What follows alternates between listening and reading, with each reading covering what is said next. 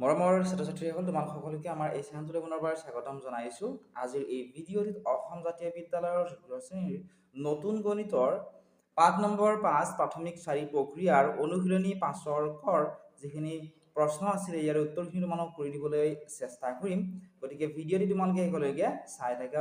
প্ৰথমতে দিছিলে সৰল কৰিবলৈ। ১ নম্বৰত দিছিল ১৮ বিয়োগ ৭ যোগ ৪ বিয়োগ ১৫ যোগ ১০ আৰু বিয়োগ ৯ দিছিলে। ইয়াতে যিহেতু কেৱল বিয়োগ আৰু যোগ চিন আছে, হয়নে? ইয়াতে চোৱাচোন, যোগ আৰু কেৱল বিয়োগ চিন আছে, গতিকে দুটা প্ৰক্ৰিয়া হৈ ইয়াতে ব্যৱহাৰ কৰা হৈছে, যোগ প্ৰক্ৰিয়া আৰু বিয়োগ প্ৰক্ৰিয়া। এতিয়া যোগ, বিয়োগ, পূৰণ আৰু হৰণ প্ৰক্ৰিয়া কি হয় বা প্ৰাথমিক ৪ প্ৰক্ৰিয়া কি হয়, ইয়াৰ মই যোৱাকালি ভিডিঅ' আপলোড কৰি দিছিলোঁ, হয়নে? তোমালোকে চাবলৈ নাপাহৰিবা, সেইটো ভিডিঅ'টো তোমালোকে চাই ল'বা। চাই লোৱাৰ পিছতহে এইখিনি কৰিবৰ কাৰণে চেষ্টা কৰিলে তোমালোকে বুজি পাবা। এতিয়া ইয়াতে আমাক কেইটামান নিয়মো আমি আলোচনা কৰিছিলোঁ, হয়নে, যোৱাকালিৰ ভিডিঅ'টিত? সেই নিয়মখিনি তোমালোকে ফ'ল' কৰিব লাগিব। নিয়মখিনি ফ'ল' নকৰাকৈ যদি এইখিনি উত্তৰ উলিয়াবলৈ চেষ্টা কৰা, তেতিয়া তোমালোকৰ অংকটো ভুল হ'ব। গতিকে নিয়মখিনিনো কি আছিলে প্ৰথমতে আমি ধুনীয়াকৈ চাওঁ আহাচোন।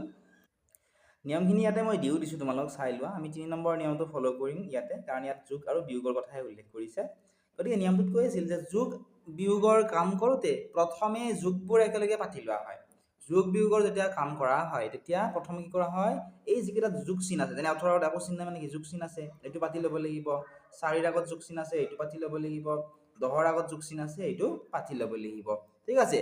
যোগবোৰ পাতি লোৱা হোৱাৰ পিছত বিয়োগবোৰ একেলগে পাতি লোৱা হয়। যোগবোৰ যেতিয়া পাতি লোৱা শেষ হ'ব, তেতিয়া বিয়োগ চিন দিয়াৰ পিছত যিকেইটা বিয়োগ আছে, যেনে এটা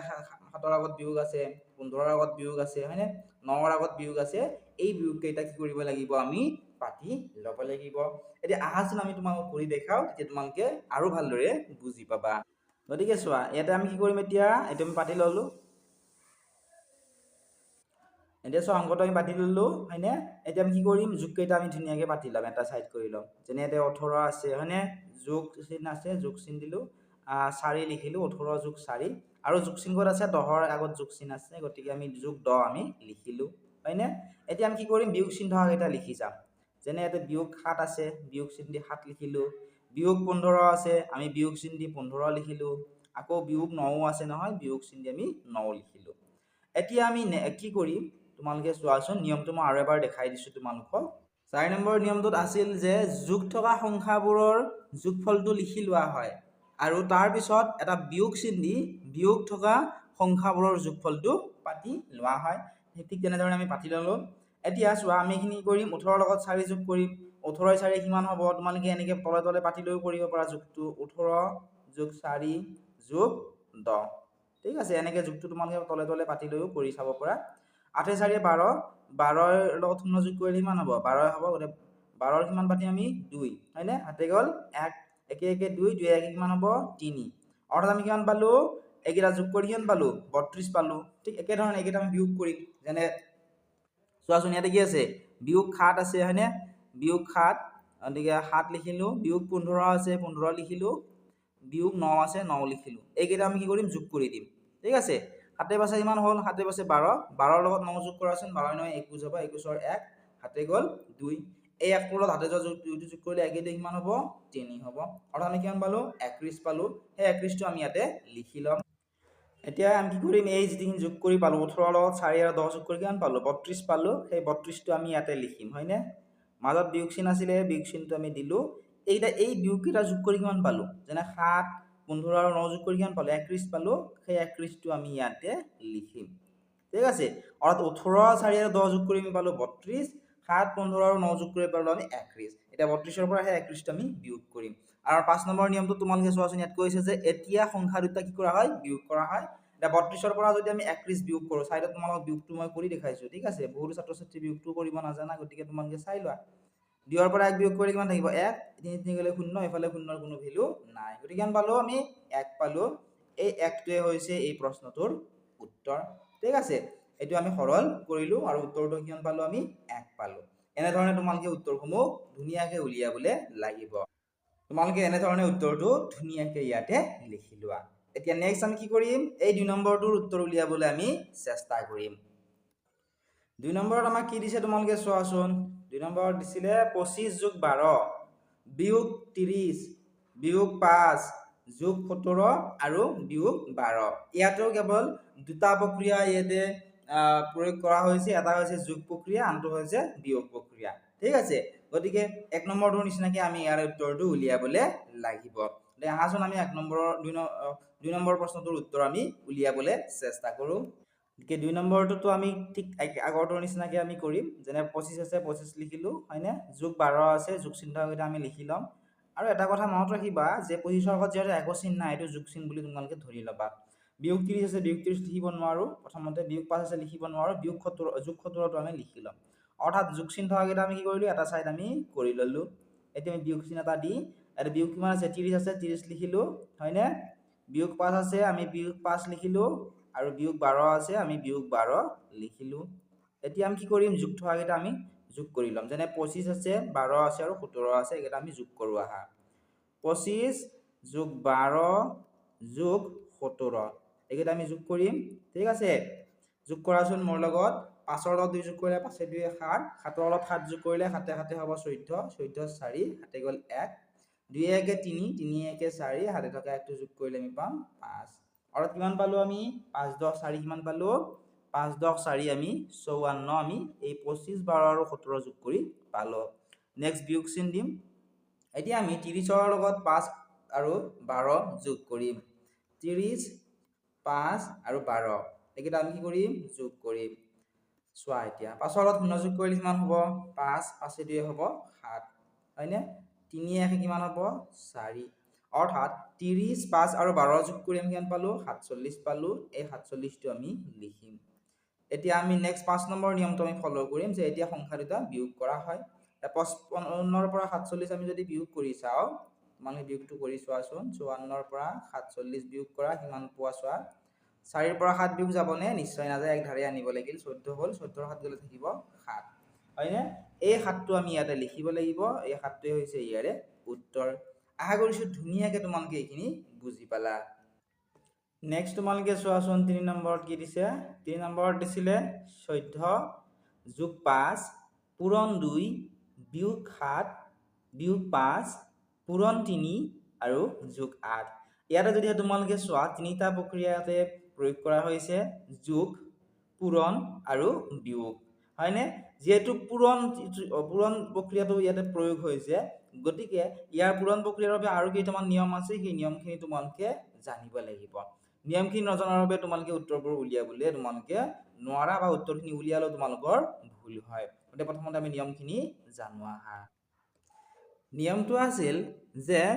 1 নম্বৰ নিয়ম প্ৰথমে পূৰণ আৰু হৰণৰ কাম কৰা হয় যেহেতু 1 নম্বৰ আৰু 2 নম্বৰত পূৰণ আৰু হৰণৰ প্ৰক্ৰিয়া প্ৰয়োগ কৰা নাছিলে যোগ আৰু বিয়োগ প্ৰক্ৰিয়া প্ৰয়োগ কৰিছিলে গতিকে 1 নম্বৰ নিয়মটো তাত ফলো হোৱা নাছিলে 1 নম্বৰ নিয়মটোৰ মতে প্ৰথমতে কি কৰা হয় যদি পূৰণ আৰু হৰণ থাকে বা পূৰণ আৰু হৰণ প্ৰক্ৰিয়া প্ৰয়োগ কৰা হয় তেতিয়াহলে পূৰণ আৰু হৰণৰ কাম আগতীয়াকৈ কৰি ল'ব লাগে এতিয়া পূৰণ আৰু হৰণৰ ভিতৰত যিটো আগত থাকে যেনে ইয়াতে চোৱাচোন যোগ পূৰণ আৰু বিয়োগ আছে হয় না যোগ পূৰণ আৰু কি আছে বিয়োগ আছে গতিকে যোগ আৰু বিয়োগ কৰাৰ আগতে কি কৰিব লাগিব পূৰণটোৰ কামটো কৰিব লাগিব পূৰণৰ কামখিনি কৰি ল'ব লাগিব যদি পূৰণৰ আগত ইয়াতে হৰণ থাকিলেহেঁতেন তেতিয়া হৰণৰ কামটো আমি আগতে কৰি ল'ব লাগে অৰ্থাৎ যিটো চিন আগত থাকে পূৰণ আৰু হৰণৰ যিটো চিন আগত থাকে সেইটো আমি আগতীয়াকৈ কৰিব লাগিব ঠিক আছে যেনে চোৱাচোন ইয়াতে দিছে অলপ তোমালোকে ভালদৰে চোৱা 15 হৰণ 3 পূৰণ 7 এইটো যদি মান উলিয়াব লাগে প্ৰথমতে কি কৰিব লাগিব হৰণৰ কাম কৰিব লাগিব হৰণৰ কাম কৰিহে পূৰণৰ কামটো কৰিব লাগিব ঠিক আছে আকৌ পূৰণ আৰু হৰণৰ কামখিনি যেতিয়া কৰা শেষ হ'ব তেতিয়া সেই যোগ বিয়োগৰ কাম কৰা হয় যেনেকৈ আমি 1 নম্বৰ আৰু 2 নম্বৰটো কৰিলো হয়নে যোগ বিয়োগৰ ঠিক তেনেকৈ পূৰণ আৰু হৰণৰ কামখিনি শেষ হোৱাৰ পিছত 1 নম্বৰ আৰু 2 নম্বৰটো যেনেকৈ কৰিলো ঠিক তেনেকৈ বাকীখিনি আমি কৰিব লাগিব এটা অলপ তোমালোকে এইটো কৰি দিলে তোমালোকে বুজি পাবা গতিকে ভালদৰে তোমালোকে চাই থাকা এতিয়া চোৱা আমি 3 নম্বৰটো পাতি ললো হয়নে ইয়াতে আমি কি কৰিম প্ৰথমতে পূৰণ থকাটো আমি আগতে কৰিম যেটো হৰণ নাই পূৰণ থকাটো আমি আগতে কৰি লম কেনে কৰিম চোৱা 14 আছে আমি 14 পাতিলো যোগ চিন আছে আমি যোগ চিন দিলো এতিয়া 5 পূৰণ 2 আছে গতে পূৰণৰ কামটো আমি আগতে কৰি লম 5 পূৰণ 2 5 দুগুণ কিমান হ'ব 10 10 লিখিলো হয়নে বিয়োগ 7 আছে বিয়োগ 7 আমি লিখি লম পূৰণ আৰু হৰণৰ কাম আমি আগতীয়াকৈ কৰিব নোৱাৰো বিয়োগ 5 আছে আমি বিয়োগ 5 লিখি ললো সৰি বিয়োগ 5 আমি লিখিব নোৱাৰো ঠিক আছে বিয়োগ 7 লিখিলো নহয় এতিয়া চোৱা তোমালোকে বিয়োগ 7 আছিলে নেক্সট চোৱা ইয়াতে যেটো পূৰণ চিন আছে এটা পূৰণ কৰিব লাগিব যেনে 5 পূৰণ 3 5 3 গুণ কিমান হ'ব 15 অৰ্থাৎ বিয়োগ কিমান হৈ গ'ল 15 যোগ কিমান হ'ব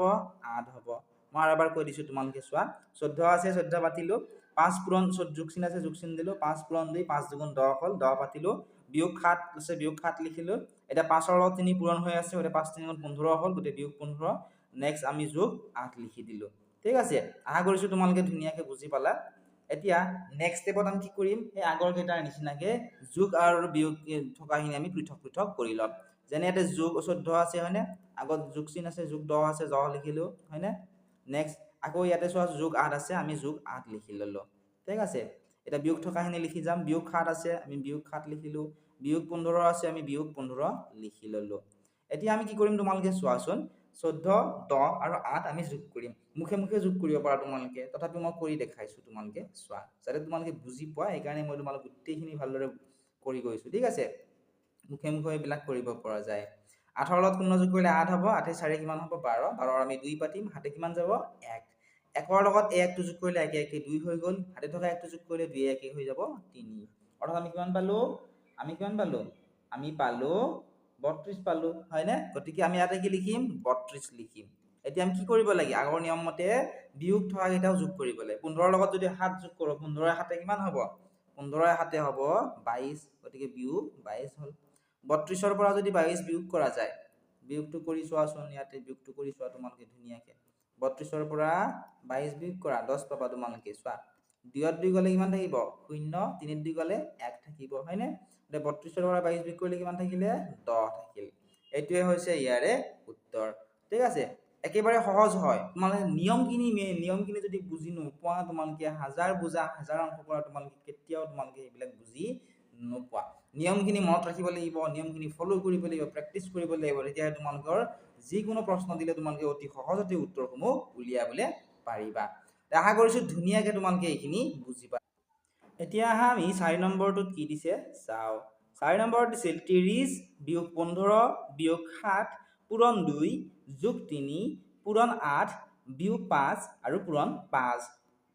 যেনেদৰে দিছে ঠিক তেনেদৰে আমি ধুনীয়াকৈ এইখিনি পাতি ললো এতিয়া আমি নিয়ম ফলো কৰিম যে প্ৰথমতে আমি কি কৰিম পূৰণ আৰু হৰণৰ কামখিনি প্ৰথমতে আমি কৰিম যেহেতু ইয়াত হৰণ নাই পূৰণহে চিনটোহে আছে হয়নে যোগ বিয়োগ আৰু পূৰণ আছে তিনিটা প্ৰক্ৰিয়া হৈ আছে যোগ প্ৰক্ৰিয়া বিয়োগ প্ৰক্ৰিয়া আৰু পূৰণ প্ৰক্ৰিয়া গতিকে আমি প্ৰথমে পূৰণ প্ৰক্ৰিয়াটো সমাধান কৰি উলিয়াবলৈ চেষ্টা কৰিম ঠিক আছে এতিয়া তোমালোকে মনোযোগ দি চাই যোৱা কেনেকৈ পাতিম 30 আছে নহয় আমি 30 পাতিলো ঠিক আছে বিয়োগ চিন আছে নহয় আমি বিয়োগ চিন পাতিলো ইয়াৰে আগত এক চিন মানে যোগ চিন আছে ঠিক আছে নেক্সট আকৌ বিয়োগ 7 আছে 7 পাতিলো আমি যোগ আৰু বিয়োগ প্ৰক্ৰিয়া প্ৰথমতে আমি কৰিব নোৱাৰো আমি প্ৰথমতে কি কৰিম পূৰণ প্ৰক্ৰিয়াটো আমি সমাধান কৰিবলৈ চেষ্টা কৰিম ইয়াতে যেহেতু 30 বিয়োগ 15 আছিল 30 বিয়োগ 15 পাতিলো নেক্সট 7 ৰ লগত 2 কি হৈ আছে পূৰণ হৈ আছে গতিকে 7 দুগুণ কিমান হ'ব 7 দুগুণ কিমান হ'ব 7 দুগুণ হ'ব 14 তোমালোকৰ যদি পূৰণতাৰ ভাগটো মনত নাই তোমালোকে মনত কৰি ল'বা মুখস্থ কৰি ল'বা যোগ চিন আছে নহয় যোগ চিন দিলো এই যোগ চিনটো ইয়াতে দিলো ইয়াতে 3 পূৰণ 8 আছে 3 8 গুণ কিমান হ'ব